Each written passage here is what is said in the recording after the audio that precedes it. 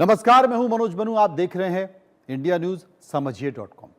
देश में आरक्षण को लेकर एक बार फिर बहस तेज है। दिल्ली में आज आरक्षण हटाओ आंदोलन के नाम से प्रदर्शन का आह्वान किया गया। हालांकि जंतर मंतर पर प्रदर्शन की दिल्ली पुलिस से अनुमति नहीं मिली थी और पुलिस ने वहां पहुंचे लोगों को हटाया। वहीं रामलीला मैदान में प्रदर्शन के लिए अनुमति दिए जाने की भी खबर है। लेकिन सवाल सिर्फ आज के प्रदर्शन का नहीं है। सवाल यह भी है कि आखिर आरक्षण की जरूरत भारत में पड़ी क्यों? संविधान ने इसकी व्यवस्था क्यों की है? मंडल कमीशन ने ऐसा क्या कहा है कि पूरे देश की राजनीति बदल गई? सुप्रीम कोर्ट ने आखिर प्रतिशत क्यों तय की? आज जब आरक्षण को लेकर विरोध की आवाजें फिर से तेज हो रही हैं, तो क्या इसके पीछे सिर्फ मेरिट का सवाल है या रोजगार, जाति या राजनीति के साथ साथ बदलती सामाजिक स्थिति भी इसका एक बड़ा कारण है? आज समझिए.com में आरक्षण पर जो तकरार हो रही है, जो रार चल रही है, उसके एक एक पड़ाव को समझने की कोशिश करेंगे। बस आपको मेरे साथ रहना है।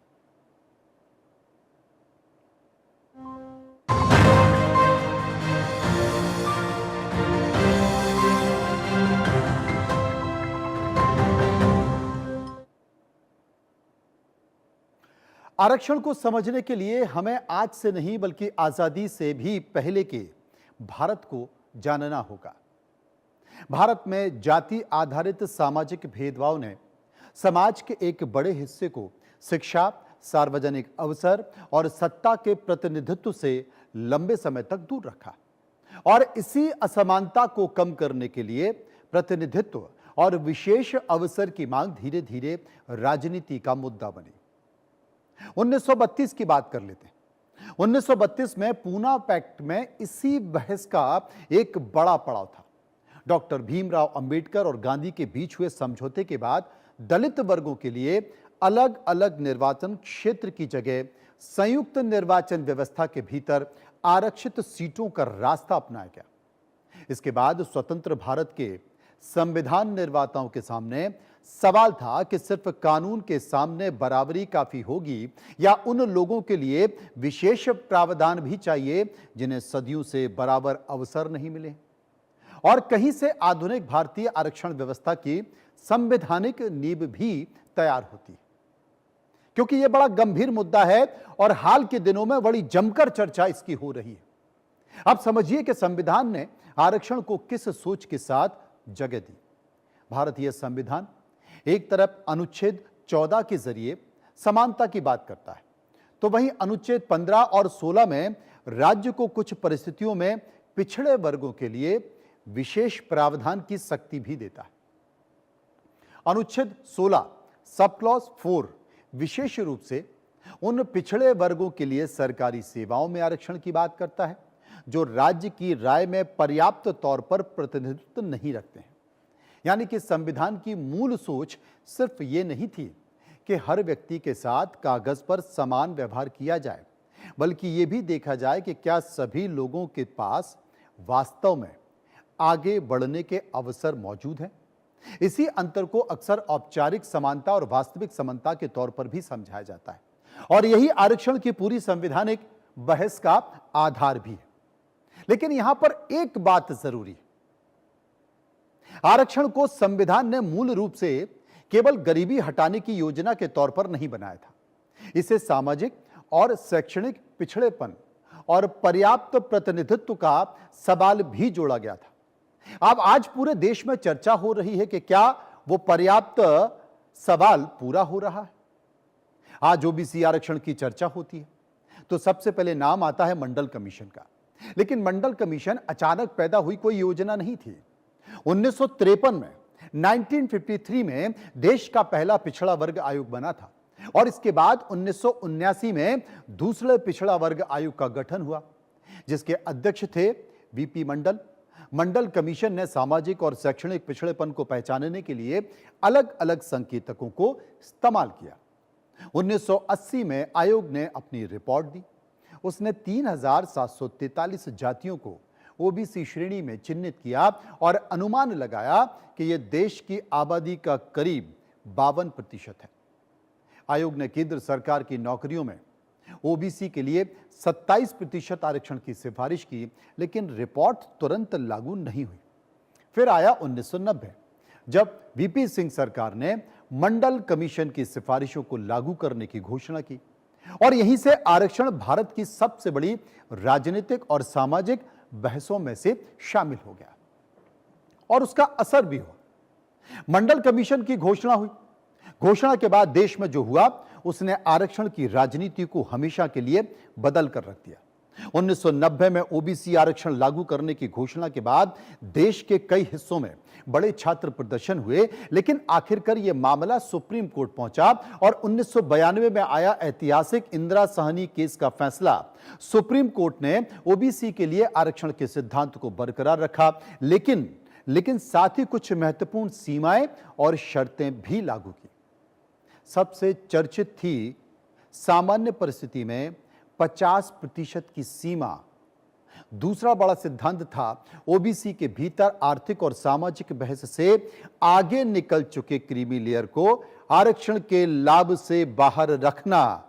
यानी कि अदालत ने एक तरफ सामाजिक पिछड़ेपन के आधार पर सकारात्मक कार्रवाई को स्वीकार किया, लेकिन दूसरी तरफ यह भी कहा कि आरक्षण का लाभ उस वर्ग के सबसे जरूरतमंद लोगों तक पहुंचना चाहिए। और यहीं से आज के सवाल पैदा होते हैं कि क्या मौजूदा व्यवस्था वास्तव में सबसे पिछड़े लोगों तक लाभ पहुंचा रही है? यह समझने वाली बात है और इसी बात को लेकर पूरे देश में अब बहस शुरू हो चुकी है। अब एक खास बात पर आते हैं, आज के आरक्षण के गणित पर आते हैं। केंद्र सरकार की अखिल भारतीय खुली प्रतियोगिता के माध्यम से सीधी भर्ती में एससी यानी कि अनुसूचित जाति के लिए 15%, एसटी यानी कि अनुसूचित जनजाति जिन्हें आदिवासी भी कहते हैं उनके लिए 7.5% और ओबीसी यानी कि पिछड़ा वर्ग के लिए 27% आरक्षण की व्यवस्था है। इसके बाद 2019 के बाद एक बड़ा बदलाव आया। संविधान में 103वां संशोधन किया गया, जिसमें ईडब्ल्यूएस यानी कि आर्थिक तौर पर कमजोर वर्ग यानी कि सामान्य वर्ग के लिए 10% आरक्षण का प्रावधान रखा गया। यह पहली नजर में इसलिए बड़ा बदलाव था क्योंकि ईडब्ल्यूएस आरक्षण आर्थिक कमजोरी पर आधारित है और एससी, एसटी और ओबीसी आरक्षण से अलग संवैधानिक प्रावधानों के तहत इसे बनाया गया है। यानी कि अब भारतीय आरक्षण व्यवस्था में सामाजिक और शैक्षणिक पिछड़ेपन के साथ आर्थिक कमजोरी भी एक अलग संवैधानिक आधार बन चुकी है। लेकिन यही एक नया सवाल पैदा हुआ है कि अगर आर्थिक कमजोरी भी आरक्षण का आधार बन सकती है तो क्या भविष्य में जाति आधारित आरक्षण की जरूरत कम होनी चाहिए या सामाजिक भेदभाव की वजह से जाति का आधार अब भी जरूरी है? और यही बहस आज के विवाद का अहम हिस्सा हो गई है। आज लोग बात कर रहे हैं कि जो गरीब है, जिसके पास खाने के लिए पैसे नहीं हैं, जिसके पास रहने के लिए घर नहीं है, जो परंपरागत तौर पर लगातार गरीब है, चाहे वो किसी भी जाति का है, जनाब आरक्षण तो उसे मिलना चाहिए। और जो लोग आरक्षण प्राप्त कर चुके हैं, पीढ़ी दर पीढ़ी आरक्षण प्राप्त कर चुके हैं, यानी कि ऐसे आईएएस, आईपीएस और आईएफएस और नेता जो कि पीढ़ी दर पीढ़ी उनके परिवार के लोग आरक्षण प्राप्त कर रहे हैं, वो क्रीमी लेयर में आ गए हैं। ऐसे लोगों को स्वतः ही आरक्षण से छोड़ देना चाहिए, आरक्षण को छोड़ देना चाहिए, कोटे से बाहर हो जाना चाहिए या खुद ही इनकार कर देना चाहिए। उसी जाति और उसी वर्ग के जो गरीब लोग हैं, जो आज भी पीड़ित हैं और खाने के लिए पैसे नहीं हैं, कम से कम उसी वर्ग के लोगों को मौका मिल सकेगा। लेकिन हो नहीं पा रहा। अब सवाल ये उठता है कि क्या आरक्षण ने वास्तविक में बदलाव किया है? इसका जवाब सिर्फ राजनीति से नहीं है, डेटा से मिलेगा। उच्च शिक्षा के सरकारी आंकड़े बताते हैं कि पिछले दशक में एससी, एसटी और ओबीसी छात्रों का उच्च शिक्षा में नामांकन बढ़ा है। उच्च शिक्षा पर अखिल भारतीय सर्वेक्षण की रिपोर्ट 2023-24 के मुताबिक 2023-24 में एससी यानी कि अनुसूचित जाति छात्रों का नामांकन करीब 69.7 लाख और एसटी यानी कि आदिवासी वर्ग के छात्रों का, जनजाति वर्ग के छात्रों का करीब 28.8 लाख था। वहीं ओबीसी छात्रों का नामांकन 1.8 करोड़ तक पहुंच गया है। अनुसूचित छात्रों का नामांकन 2014-15 की तुलना में 51.4% बढ़ा और एसटी यानी कि जनजाति समुदाय का नामांकन इसी अवधि में 75.7% की वृद्धि दर्ज की गई है। इसका मतलब यह नहीं है कि सिर्फ आरक्षण की वजह से यह पूरा बदलाव हुआ है, क्योंकि शिक्षा का विस्तार हुआ है, स्कॉलरशिप, सरकारी योजनाएं, सामाजिक बदलाव, गांव-गांव तक शिक्षा की पहुंच इसमें बड़ी भूमिका निभाते हैं। लेकिन आंकड़े ये जरूर दिखाते हैं कि पिछड़े सामाजिक समूहों की उच्च शिक्षा में भागीदारी पिछले वर्षों में बढ़ी है। अब अगला सवाल कि क्या ये पर्याप्त है, ये ठीक है, ये समानता का अधिकार है? आरक्षण व्यवस्था के उस हिस्से पर जिसे सबसे ज्यादा सवाल उठते हैं वो है क्रीमी लेयर और लाभ का संकेंद्रण। ओबीसी आरक्षण में क्रीमी लेयर का विचार इसी उद्देश्य से आया था। सामाजिक और शैक्षणिक तौर पर पिछड़े वर्ग के भीतर जो लोग पर्याप्त तौर पर आगे निकल चुके हैं उन्हें आरक्षण का लाभ ना के बराबर मिलता रहे। लेकिन सवाल यही है कि क्या मौजूदा व्यवस्था वास्तव में हर ओबीसी समुदाय तक समान रूप से पहुंच रही है? इसी सवाल की जांच के लिए सरकार ने क्या किया था, 2017 में जस्टिस जी रोहिणी आयोग बनाया था। उनका क्या उद्देश्य था? सरकार का उद्देश्य था कि प्रमुख जो ओबीसी आरक्षण है उस ओबीसी आरक्षण के लाभों के असमान वितरण और उपवर्गीकरण की संभावना की जांच करना। यानी कि समस्या सिर्फ ये नहीं है कि ओबीसी को कितना आरक्षण मिले, बल्कि यह भी है कि उस आरक्षण का लाभ किन समुदायों को कितना मिल रहा है। और यही आरक्षण के भीतर आरक्षण की बहस है और यही व्यवस्था की सबसे गंभीर संरचनात्मक चिंताएं भी हैं। उदाहरण के तौर पर ओबीसी वर्ग से कोई अगर आईएएस में सिलेक्ट हो गया तो क्या उसी परिवार से या उनके बच्चों को उसी ओबीसी आरक्षण के हिसाब से दोबारा यूपीएससी में या सरकारी योजनाओं में मिलना चाहिए? इसी को लेकर बहस हो रही है। अब एक और बड़ा सवाल, अगर आज हम आरक्षण की समीक्षा करना चाहें तो हमारे पास मौजूदा जातिगत आंकड़े कितने हैं? क्योंकि अभी तो जनगणना शुरू हुई है ना, अभी ताजा जनगणना शुरू हुई। असल में मंडल कमीशन ने अपने आकलन में मुख्य रूप से 1931 की जनगणना के आंकड़ों का इस्तेमाल किया था। लेकिन आज भारत की जो सामाजिक और आर्थिक तस्वीर काफी बदल चुकी है। देश में जातिगत संरचना, शिक्षा और शहरीकरण, रोजगार, आर्थिक स्थिति में बड़े बदलाव आए।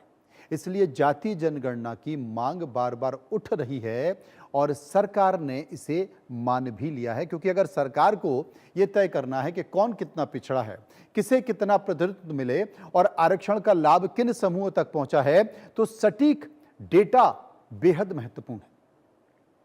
और आज की जो आरक्षण पर बहस है वही ये बड़ा सवाल है कि जो नीति पुराने आंकड़ों पर चलेगी, नए डेटा के आधार पर बदलेगी। और यही वजह है कि जाति जनगणना की बहस अब सिर्फ जनगणना की बहस नहीं रह गई है, बल्कि आरक्षण नीति के भविष्य से सीधे जुड़ गई है। और देश की संसद में जब जनगणना को लेकर बहस हो रही थी, खासकर महिला आरक्षण को लेकर, डिलिमिटेशन को लेकर, तो वहां पर देश के गृह मंत्री अमित शाह ने कहा कि यह जो जनगणना चल रही है उस जनगणना में जाति जनगणना भी है। अब सबसे बड़ा सवाल कि आज 2026 के आरक्षण के खिलाफ विरोध क्यों तेज हो रहा है? इसका एक कारण आज रोजगार का माहौल भी है। सरकारी नौकरियां सीमित हैं, प्रतियोगी परीक्षाओं में लाखों उम्मीदवार शामिल हो रहे हैं और ऐसे आरक्षण का सवाल सीधे युवा वर्ग के करियर से जुड़ा हुआ है, क्योंकि दूसरी तरफ सोशल मीडिया ने आरक्षण विरोधी अभियान को तेजी से फैलाने की क्षमता है। आज के प्रदर्शन में यूजीसी के 2026 इक्विटी नियमन का विवाद भी जुड़ा हुआ है और इस नियमों का उद्देश्य उच्च शिक्षण संस्थानों में जातिगत भेदभाव रोकना था। लेकिन इसके कुछ प्रावधानों के तहत विवाद हुआ। केंद्र ने 20 अगस्त को सुप्रीम कोर्ट में कहा कि इन नियमों पर पुनर्विचार किया जा रहा है और ऐसे पूरे माहौल ने आरक्षण और जाति संबंधी नीति को राष्ट्रीय स्तर पर बातचीत में ला दिया है। इसलिए आज का विरोध सिर्फ एक कोटा प्रतिशत की बहस नहीं है, बल्कि युवा, रोजगार, शिक्षा, सामाजिक न्याय और नीति पर भरोसे की बहस बन गई। आप सोचिए, सबसे ज्यादा मुश्किल सवाल क्या है कि क्या आरक्षण खत्म कर देना चाहिए? बवाल हो जाएगा। इसका सीधा सवाल का जो जवाब है वो आसान है, लेकिन सही जवाब निकलना आसान नहीं है, क्योंकि ये देश की राजनीति पर केंद्रित है। क्योंकि एक तरफ आज भी सामाजिक भेदभाव और प्रतिनिधित्व की असमानता के सवाल मौजूद हैं, दूसरी तरफ यह भी पूछना जरूरी है कि क्या आरक्षण की मौजूदा व्यवस्था हर जरूरतमंद व्यक्ति एक समान तौर पर पहुंच रही है? क्या लाभार्थियों की समय समय पर समीक्षा हो रही है? क्या क्रीमी लेयर को और प्रभावी बनाया जाए? और क्या आर्थिक तौर पर कमजोर लोगों के लिए आरक्षण के अलावा स्कॉलरशिप, अच्छी स्कूली शिक्षा, कोचिंग, स्किल डेवलपमेंट को ज्यादा मजबूत करना चाहिए? यानी कि असली सवाल शायद आरक्षण खत्म करने या ना करने से ज्यादा बड़ा है कि क्या ऐसी व्यवस्था बनाई जाए कि ऐतिहासिक नुकसान दूर हो और लाभ का विवरण भी न्यायपूर्ण हो। और यही एक जगह है जहां पर भावनाओं की बजाय डेटा और संविधान दोनों को साथ रखकर देखना चाहिए। शायद यही वजह है कि आरक्षण की बहस का सबसे व्यवहारिक रास्ता आरक्षण 2.0 हो सकता है, यानी कि व्यवस्था जो ज्यों का त्यों रखने पर पूरी तरह खत्म करने की बजाय उसकी लगातार समीक्षा हो। पहला कदम हो सकता है कि बेहतर और अपडेट किया गया सोशल डेटा। दूसरा यह देखना है कि आरक्षण का लाभ किन समूह और किन क्षेत्रों तक पहुंच रखता है। तीसरा, जरूरत हो और वहां उपवर्गीकरण और कीमी लेयर तंत्र को ज्यादा प्रभावी बनाया जाए। चौथा, स्कूल स्तर पर शिक्षा की गुणवत्ता सुधारना, ताकि आरक्षण आखिरी सीढ़ी ना बने बल्कि अवसर की शुरुआत में सीढ़ियां भी बने। पांचवा, गरीब छात्रों को स्कॉलरशिप, कोचिंग और स्किल डेवलपमेंट का विस्तार। और छठा, जातिगत भेदभाव के खिलाफ सख्त कारण प्रवर्तन हो, क्योंकि अगर सामाजिक भेदभाव मौजूद रहेगा तो सिर्फ आर्थिक सहायता पर्याप्त नहीं होगी, और अगर शिक्षा की बुनियादी असमानता बनी रहेगी तो केवल आरक्षण भी समस्या का पूरा समाधान नहीं होगा। यानी कि भारत का शायद आरक्षण की वजह से बहस से आगे बढ़कर समान अवसर की पूरी व्यवस्था पर बात करनी होगी। लेकिन हो कहां रही है? बहस चल रही है और राजनीति इसमें बीच पर आ जाती है। फिलहाल इस विषय में इतना ही।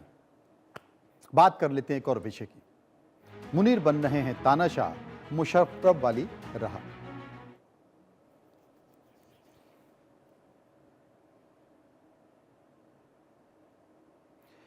पाकिस्तान में कल एक ऐसा कानून पास हो गया जिसने देश की सैन्य कमान को, पूरे ढांचे को बदल दिया।